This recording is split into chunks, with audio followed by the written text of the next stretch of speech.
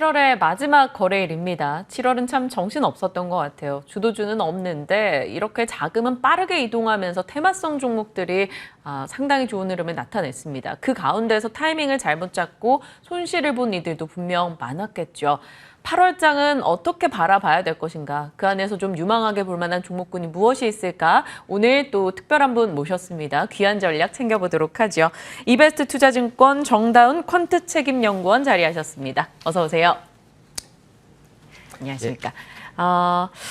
저희 8월에 대한 전망부터 시작을 해볼까요? 2분기 실적 기업들 쏟아내고 있는데요. 네.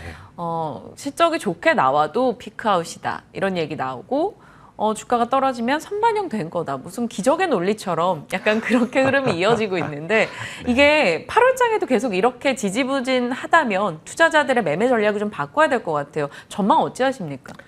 네, 안녕하십니까. 이베스트 퀀트 담당하고 있는 정량 분석 담당하고 있는 정다운입니다. 제가 인사 타이밍을 놓쳐가지고 네. 네, 제가 드렸어야 되는데. 예, 말씀하신 대로 8월, 7월 같은 경우에 상당히 개별 종목 중심의 시장 흐름이 나타났습니다. 지수 같은 경우는 사실 뚜렷한 상승세를 보이지도 못했고 약간 7월 초에 3,300포인트, 코스피 3,305포인트를 기록한 이후에 약간은 한 단계 낮아진 수준에서 박스권 내지는 다소 흘러내리는 모습들이 나타나고 있는데 이 부분에 대해서 말씀하신 것처럼 선반영이라든지 피크아웃 우려라든지 이런 부분들을 많이 얘기를 하고 있습니다. 저희는 그런 부분에 대해서 사실 많이 동의를 하고 있고요. 네. 이 부분이 사실은 하반기에 더 심화될 수 있다. 오히려 시장에 대해서는 조금은 더 우려가 앞서는 상황이다. 이렇게 좀 말씀을 드리고 있습니다. 실적에 대해서 조금 더 자세하게 말씀을 드리면은 실적으로 보면은 코스피 같은 경우에 영업이익으로 2분기 전년 동기 대비 83% 증가할 것으로 예상이 되고 있습니다.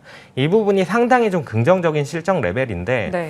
1분기가 사상 최대 영업이익을 기록을 했었습니다. 이것보다도 더 높아지는 실적을 기대하고 있는 거고 실제로 발표하고 있는 실적을 발표한 종목들을 보면 코스피에서 컨센서스가 있는 67개 종목이 실적을 발표했는데 이 중에 34개 종목, 절반이 넘는 종목들이 컨센서스를 10% 이상 상회를 하면서 아주 긍정적인 실적을 발표를 하고 있습니다. 네. 다만 실적을 보면 지수가 상승 추세를 이어나가야 될 것 같은데 그렇지 못하고 있다라는 점에서 조금은 의아할 수도 있고 부정적으로 볼 수도 있는데 네. 이 부분이 한국뿐만 아니라 미국에서도 동일하게 나타나고 있습니다.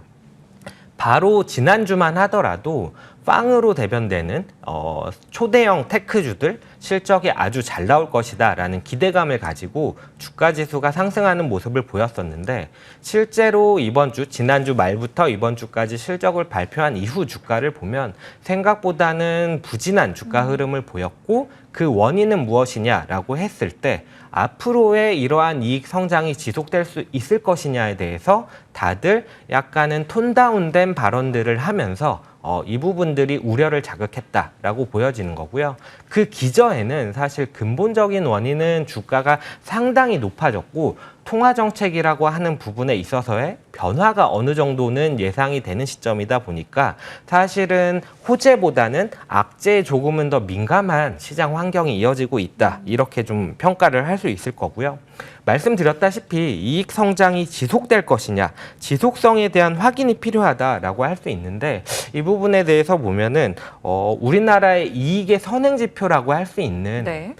미국의 ISM 제조업 지수 아니면은 중국의 PMI 지표들이 있는데 이 두 개 나라가 우리나라의 대수출 상대국으로 2대 국가입니다. 그러다 보니까 이들의 제조업 경기 혹은 경기 이런 것들이 상당히 좀 중요한 시점인데 네. 이런 지표들이 생각보다는 부진한 흐름, ISM 제조업 지수는 쇼크를 처음 기록을 했고요. 중국 제조업 지표 같은 경우에도 생각보다는 부진한 흐름을 보이고 있어서 저희 입장에서는 사실 좀 긍정적이지만은 않다. 오히려 7월만큼 개별 종목 장세가 이어지거나 아니면은 조금 더 부진하다면은 지수의 하반까지도 약간은 고려해야 찾아야 할 시점이 아니겠느냐 이렇게 좀 판단하고 있습니다. 실적 시즌 뭐 상당한 이익 레벨들을 보여주고 있는데 역시나 피크아웃이나 선반영 우려 어느 정도 갖고 갈 수밖에 없다라고 판단을 내려주고 계셔요. 이익 선행 지표 등의 이 탄력도가 좀 둔화되고 있다라는 점을 증거로 얘기를 해주셨고요.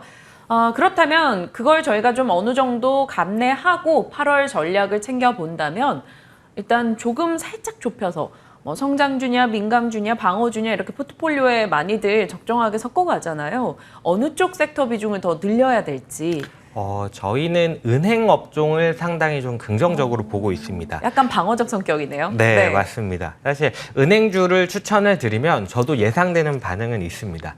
은행주를 추천하면은 사실 그렇게 주가가 무거운 종목들을 추천을 하느냐라는 반응을 제가 1년 전에도 똑같이 겪었었는데 네. 물론 그때와 지금의 추천 이유는 좀 다르기는 합니다. 말씀드렸다시피 8월 시장 혹은 그 이후의 시장에 대해서 저희는 다소 좀 보수적으로 판단을 하고 있는데 상반기에 이익이 좋았던 것들이 하반기에도 지속이 될 수 있느냐 이 부분을 판단하기 위해서는 상반기 이익이 왜 좋았느냐 여기서부터 좀 시작을 해야 된다라고 보는데 상반기에 이익이 좋았던 것은 이익 마진율이 개선이 됐기 때문입니다. 네. 매출이 늘어나서라기보다는 매출은 다소 적게 오르더라도 상대적으로 매출에서 남길 수 있는 마진율이 좋았다라고 보여지는 건데 그러면 마진율이 왜 좋았느냐라고 생각을 해보면은 상반기 같은 경우에는 코로나 이후에 코로나로 인해 망가졌던 기업들이 비용단을 줄여놓은 상태에서 조금이나마 회복을 할 수 있었던 거고 네. 이 반면에 코로나가 오히려 이익 환경에 더 좋았던 우리나라 대표 종목이라고 한다면은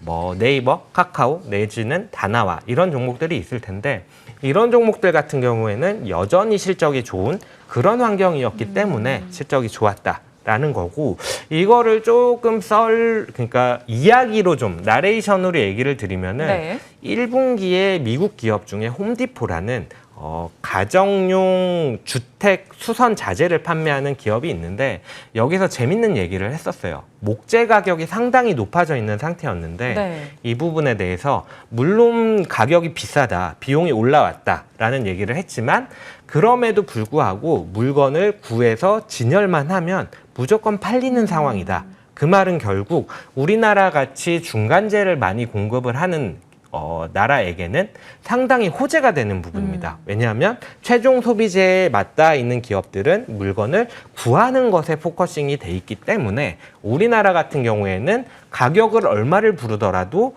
상대 국가 혹은 최종 소비와 맞닿아 있는 기업들은 이 자재들, 이 가격들을 그대로 수용을 해줬다는 거죠. 근데 결국 공급 병목과 수요 증가가 맞물려서 재고가 쌓일 틈이 없었고 그걸 우리 측에서 많은 수혜를 본다라는 거였는데 하반기엔 이게 달라질 수 있다는 거죠. 그렇죠. 맞습니다. 이 부분에 있어서 정리를 잘 해주셨는데 그 부분들이 있었고 또 한편으로는 여기에 또 결국 아무리 수요가 높아도 소비를 하려면 돈이 있어야 되는데 네. 이 부분에 대해서 대표적으로 미국 같은 경우에는 추가적인 실업급여를 지급을 했습니다. 이런 부분들이 이제는 점점 더 줄어드는 상황이기 때문에 과연 이게 지속이 될 수 있을까라고 생각을 해보면 그래 보이지는 않는다라고 저희는 좀 판단을 하는 거고 조금 서두가 길긴 했지만 그렇기 때문에 좀 방어적인 업종을 봐야 된다라고 생각을 하는 거고 이렇게 높은 마진율이 하향될 때 좋은 것들이 무엇이냐라고 하면은 네. 이게 안정성이 높고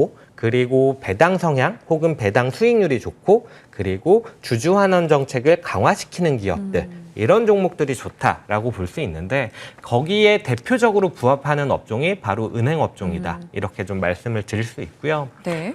구체적인 종목단까지 좀 이어서 말씀을 네, 드릴까요? 해주시면 좋죠. 네. 어떤 종목이 좋아요? 저희가 궁금한 게 KB는 당연히 리딩 기업이니까 네, 그리고 맞습니다. 신한은 주주 환원책을 강하게 할 거라는 얘기죠. 예, 맞습니다. 우리금융은 배당 성향이 좀 좋은 편이고. 그러니까 다 뭘 골라야 되지? 고민하게 되더라고요. 전반적으로 좋게 보는 건 맞는데 그 중에서도 일단 첫 번째로 말씀을 드리는 것은 지방은행 쪽을 좀 좋게 보고 있습니다. 지방은행을 왜 좋게 보느냐? 네. 밸류에이션 메리트가 있다라는 부분 때문이고요. 수익성까지 고려를 해본다면은 JB금융지주 같은 경우가 JB. 수익성이 상당히 좋고 밸류에이션 단에서도 PBR 0.3배 수준의 PER은 3배대 수준이라서 상당히 좀 매력적인 종목이지 않겠느냐 말씀을 드리고요. 말씀하셨던 이제 초대형 종목들 중에서도 KB금융이라든지 아니면은 신한은행 뭐 이런 종목들도 여전히 좀 좋게 보고 있습니다. 왜냐라고 했을 때에는 카카오뱅크가 이제 다음 주 금요일인가요? 상장을 8월 6일. 앞두고 네. 있는데 이 부분 같은 경우가 사실은 은행 업종에서 약간은 부정적인 이슈이기는 합니다. 그럼에도 불구하고 KB 같은 경우에는 막대한 자본력을 가지고 아무래도 1등 기업이다 보니까 그러한 경쟁력을 빠르게 좀 따라갈 수 있는 기업이 그나마 좀 KB 아니겠느냐, 초대형주 아니겠느냐 이렇게 좀 판단을 하고 있습니다. 아무래도 카카오뱅크가 시장 진입하게 되면 뭐 단기적일지언정 수급 변동은 분명히 있겠죠. 그래서 은행주의 하나의 변수로는 봐야 되겠지만 눈여겨볼 만한 종목으로 JB금융지주, KB금융 8월에 시장 대비 방어적 성격을 띤 이들 종목으로 좀 안정성을 확보해보자라고 의견을 주셨어요. 저는 문득 궁금한 게 그럼 사실 은행주에 대해 긍정의 시각을 주고 계시는데 지금 신흥 진입자인 카카오뱅크에 대해서 저희가 고평가 논란 굉장히 많았잖아요. 예, 맞습니다. 카카오뱅크에 대해서 연구원님께서는 어떤 의견을 주실지 질문 드려도 될까요? 카카오에 대해서는 사실 고평가 논란이 당연히 좀 있고요. 이 부분에 대해서 카카오뱅크를 플랫폼 기업으로 볼 것이냐 아니면은 볼 것이냐. 전통적인 은행으로 볼 것이냐 이것에 따라서 상당히 멀티플 격차가 벌어지는 수준이거든요. 현재 레벨로 보면은 PBR 기준으로 3배 이상을 받고 있는 상황이고 공모가 기준으로 네. 봤을 때요. 그리고 KB금융 같은 경우 혹은 뭐 그 이외에 대형 은행주 같은 경우에는 PBR 0.3에서 0.4배 수준을 받고 있는 수준이라서 이 격차가 정말 어마어마하게 크다라고 볼 수 있는데 저희는 사실 어쨌든 고평가라는 부분에는 좀 동의를 하고 있습니다. 플랫폼 기업이라고 하더라도 멀티플 감안해서 시가총액 20조 정도가 그래도 상단이지 않겠느냐. 이 부분을 어떻게 산정을 했느냐라고 하면은 플랫폼 기업들의 멀티플을 그대로 가져왔을 때 산정되는 시가총액이 약 한 5조 원 정도라고 좀 보고 있습니다. 예. 네, 알겠습니다. 좀 애둘러서 말씀 주셨습니다만 그 내용에 대해서는 확 인지가 됐어요. 섹터 얘기로 더 끌어볼게요. 자동차가 궁금해서. 사실 제가 방송 시작하기 전에 연구원님께서 쓰셨던 보고서들을 68장이나 돼도 진짜 많이도 쓰셨더라고요. 그거를 다 읽어봤더니 끝자락에 자동차에 대해서 좀 길게 좋은 시각을 적어주셨더라고요. 하반기 뭐 당장의 매수는 아니지만 어느 시점에 저희가 진입하면 좋을까 이거에 대한 고민을 하게 되는데 그 얘기 살짝 좀 해주세요. 네. 일단 자료 읽어주셔서 감사하고요. 네. 저희가 자동차를 접근하는 아이디어는 사실 미국 시장에서부터 시작을 합니다. 금융시장 같은 경우는 잘 아시겠지만은 글로벌리 다 맞닿아 있고 코로나로 인해서 만들어진 환경은 미국 시장과의 동조화, 글로벌 증시의 동조화라고 볼 수 있는데 그렇기 때문에 미국 시장에서 아이디어를 참고하는 것도 저는 상당히 좀 많이 하는 편이거든요. 네. 그러면 구체적으로 좀 말씀을 드리면은 코로나로 인해서 이익이 망가지고 뭔가 변화가 있었던 기업들을 보면은 이 부분들에 대해서 주가는 어찌됐든 마이너스로 갈 수 없다 보니 멀티플, 그러니까 PER 밸류에이션이라는 부분이 상당히 왜곡되는 업종들이 많이 있습니다. 이 부분에 오히려 저희는 기회가 있지 않겠느냐. 왜냐라고 했을 때 주가가 어느 정도 받쳐주고 말도 안 되는 이익 레벨에 대해서 어쨌든 평가를 해준다는 것은 그래도 기업들을 긍정적으로 볼 만한 요인이 있다는 거고 이익은 너무나 낮기 때문에 앞으로는 개선되고 좋아질 것을 기대할 수 있는 업종이기 때문에 이쪽에 대해서 조금 긍정적으로 볼만하지 않겠느냐라고 저희는 좀 보고 있고요. 그런 업종들이 뭐가 있느냐라고 봤을 때 에너지 업종, 소비자 서비스 업종, 대표적으로 이제 여행과 관련된 종목들이 많이 포함되어 있는 게 소비자 서비스고요. 이런 업종이라든지 아니면은 자동차 업종 이런 것들이 포함이 되는데 네. 이런 말도 안 되는 멀티플을 받는 PER이 왜곡되어 있는 업종 같은 경우에는 주가에 내재되어 있는 가정하고 있는 이익 레벨이 어느 정도이냐 이 부분이 좀 상당히 중요합니다. 이 부분을 감안을 했을 때 나머지 업종들은 사실 어느 정도 코로나 이전의 이익 레벨을 회복할 것을 감안을 하고 있고 그게 컨센서스에도 어느 정도는 녹아 있다라고 볼 수 있는데 자동차 같은 경우는 유일하게 22년도, 23년도로 넘어갈수록 외형단과 이익단이 사상 최고치를 기록을 할 걸로 예상을 하고 있습니다.